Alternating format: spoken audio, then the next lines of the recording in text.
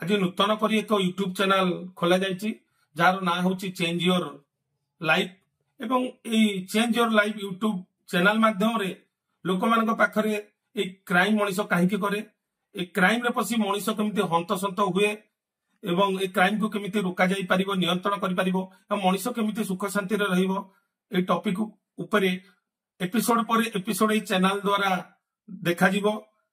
आज आम एक विशेष टॉपिक उपरे आलोचना रखिबा जहा कि समाज रे क्राइम दिन को दिन बढ़िबार कारण एवं तार किपरि निराकरण कर जाई परिबो जदि एहा सुनी क्राइम दुनिया रे पाद देउथबा व्यक्ति विशेष को ऊपर प्रभाव पड़िबो ताहले मु विशेष भाव में उपकृत हेबी।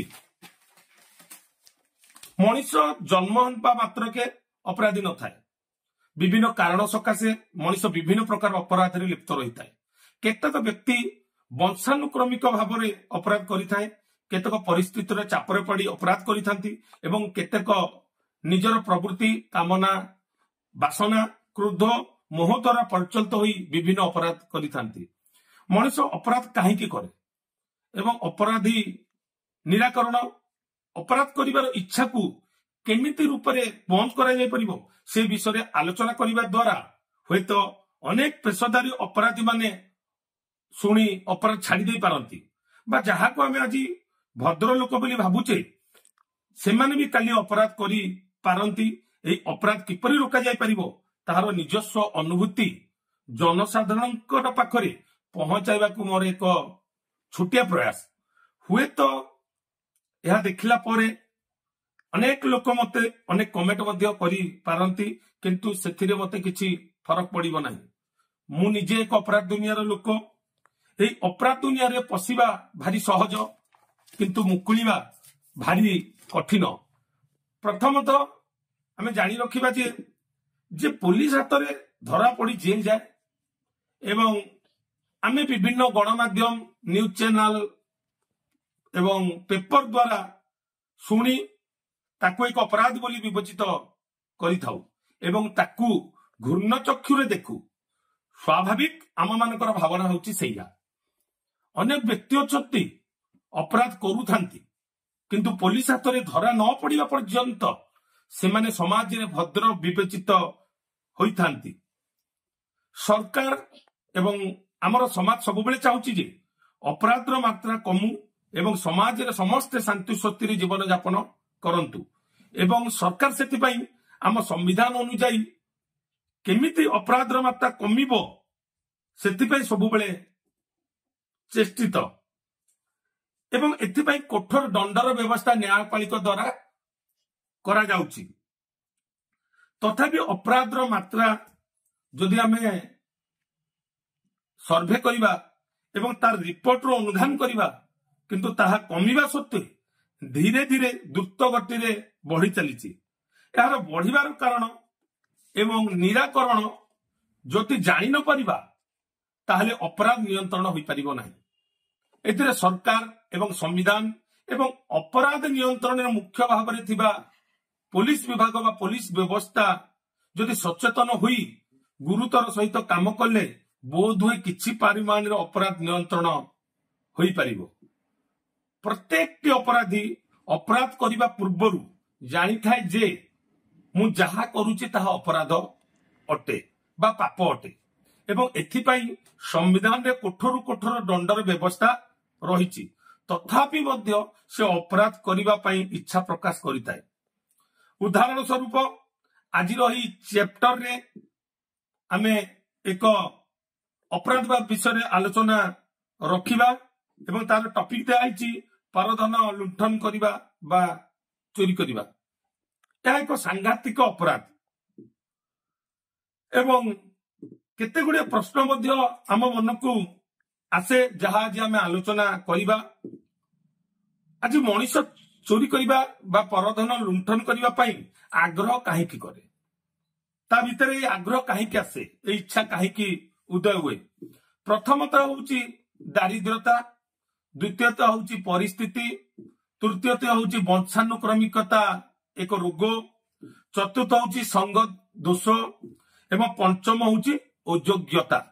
मनीष जदि खालीटारे बसी रहे କୌଣସି କାମ କରିବାକୁ ଇଚ୍ଛା କରେନି ତାକୁ ଦାରିଦ୍ରତା ବା ଅଭାବ ଆସେ। ଯାହାକୁ ପରିପୂରଣ କରିବା ପାଇଁ ସେ ସର୍ଟକଟ ଉପାୟରେ କେମିତି ପରଧନ ଲୁଣ୍ଠନ କରି ନିଜର ମେଣ୍ଟେନ୍ କରିପାରିବ ତାହାର ସୁଯୋଗ ଖୋଜେ। ଏବଂ ଦ୍ୱିତୀୟ କାରଣ, କିଛିଟା କାରଣ ଅଛି, ପରିସ୍ଥିତି ଅନୁସାରେ ଯଦି ମଣିଷ ପଇସାର ନିତ୍ୟାନ୍ତ ଆବଶ୍ୟକ କରେ ତାହେଲେ ସେ ସର୍ଟକଟ ଉପାୟ ଚିନ୍ତା କରେ। ଏବଂ କେତେକ ପରିବାରରେ ବଂଶାନୁକ୍ରମିକ ଭାବରେ ପରଧନ ପ୍ରତି ଲୋଭ ବା ଅନିଷ୍ଟ କରିବାର ଚିନ୍ତା ପିଲାମାନଙ୍କ ଭିତରେ ପ୍ରବେଶ କରିଥାଏ। ସେଥିପାଇଁ ଏହି ରାସ୍ତାରେ ପାଦ ପକାଇଥାଏ। କିଛି ବ୍ୟକ୍ତି କୁସଙ୍ଗରେ ପଡ଼ି ନିଶା ଦ୍ରବ୍ୟ ଖାଇ ବା ସଙ୍ଗ ଦୋଷ ଦ୍ୱାରା ଅନ୍ୟ ଜଣଙ୍କ ଦ୍ୱାରା ପ୍ରଭାବିତ ହୋଇ ଏହି କୁକାର୍ଯ୍ୟରେ ଲିପ୍ତ ରହିଥାଏ ଏବଂ ସର୍ବଶେଷରେ ଏ ସମାଜରେ ନିଜର ଚାହିଦାକୁ ପରିପୂରଣ କରିବା ପାଇଁ ନିଜେ ଅଯୋଗ୍ୟ ମନେ କରି ଏହି କୁକର୍ମରେ ଲିପ୍ତ ରହିଥାଏ। ଏବଂ ମୁଁ ମୋ ନିଜସ୍ୱ ଏକ ଉଦାହରଣ ଦେବି। ମୁଁ ପ୍ରଥମେ ଆରେଷ୍ଟ ହୁଏ 2011 ମସିହା ଭୁବନେଶ୍ୱର ନୟାପଲ୍ଲୀ ଥାନା, ସେଠାକାର ଆଇଆଇସି ମତେ ଆରେଷ୍ଟ କରନ୍ତି। ମୋର ଅପରାଧ ଥାଏ ଲ୍ୟାପଟପ ଚୋରି ଅଭିଯୋଗ। ସେ ସମୟରେ ଜଣେ ଇଞ୍ଜିନିୟରିଂ ପିଲା ମତେ କିଛି ଚୋରା ଲ୍ୟାପଟପ ବିକ୍ରି କରେ। ମୁଁ ତାକୁ ଚଢା ଦରରେ ବଜାରରେ ବିକ୍ରି କରେ ଏବଂ ତାକୁ ତାର ପଇସା ଦେଇ ଅବସ୍ଥିତ ପଇସା ମୋର ଅଭାବ ପୂରଣ କରିବାରେ ଲଗାଏ। ଏହି ଲୋଭ କ୍ରମଶଃ ବଢି ଚାଲେ ଏବଂ 3-4ଟି ଲ୍ୟାପଟପ ବିକ୍ରି କଲା ପରେ ମତେ ନୟାପଲ୍ଲୀ ପୋଲିସ ପ୍ରଥମ ଥର ପାଇଁ ଆରେଷ୍ଟ କରେ, ଜେଲକୁ ଫରୱାର୍ଡ କରେ।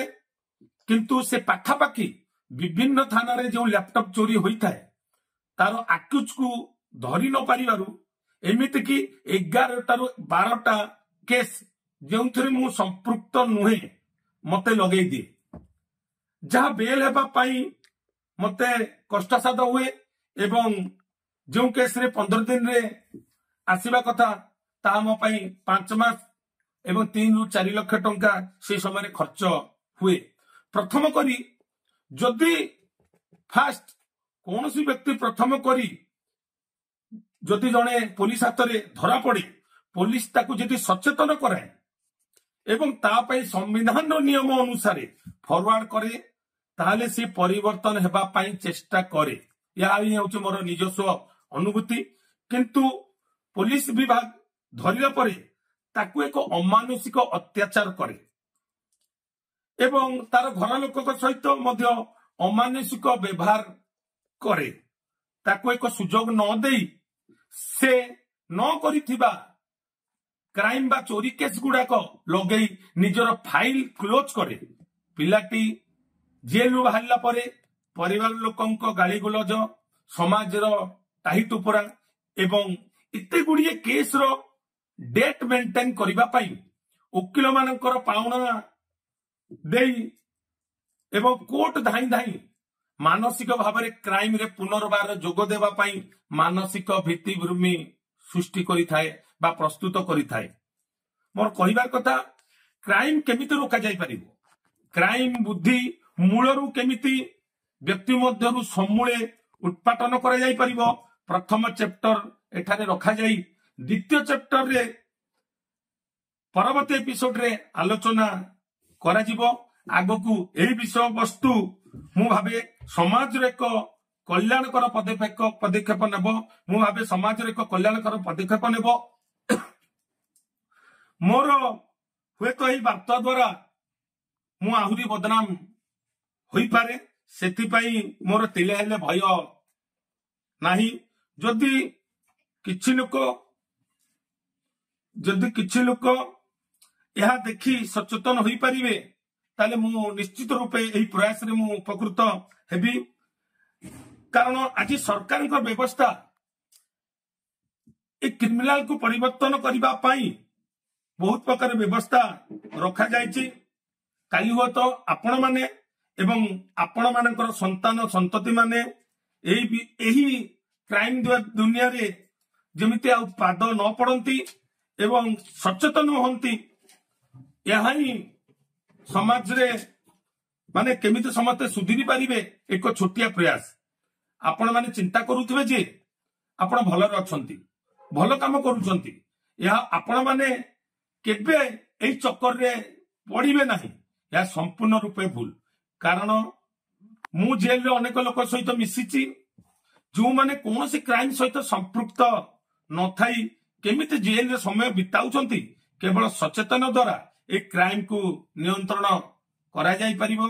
एवं आगो को ए चैनल द्वारा द्वितीय एपिसोड रे क्राइम को केमिति नियंत्रण करा जाई परिबो, समाज रे एक मनुष्य शांति सत्य केमिति रही परिबो, भूल कार्य केमिति करिबोनी एवं निज मन को केमिति नियंत्रण करि परिबो, या ही द्वितीय एपिसोड रे देखा दिबो।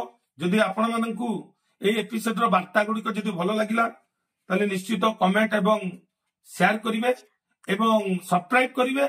आ जदि आपनकु भलो न लागिला ताले या निज मनरु भूली जिवे। जय हिंद।